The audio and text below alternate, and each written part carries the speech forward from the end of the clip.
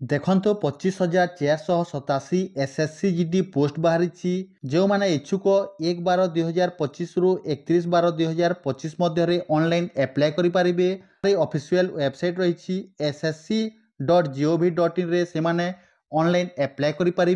तो क्यों मैंने यहाँ एप्लाई करेंगे एठी देखंतु 18 रु 23 मध्य 1/1/2026 मध्य 18 वर्ष रु 23 वर्ष मध्य होथिबो सेई माने एई पोस्ट को एप्लाई करें।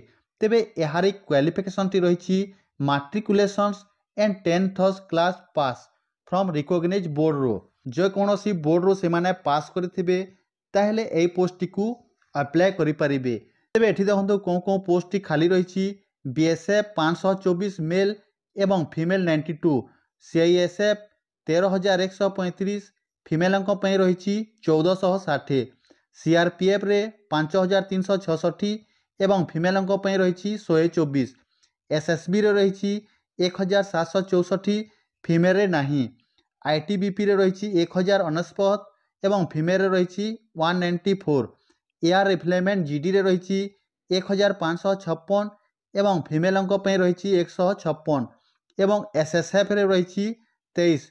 टोटाल ग्रांड टोटाल रहा 23,467 जोटा कि मेल कैंडिडेट एप्लाई करें एवं फीमेल रही 2,020। तो टोटाल वैकेंसी रही 25,487। जो मैंने इच्छुक अटंती से माने वेबसाइट को जाइकी से माने ऑनलाइन एप्लाई करें।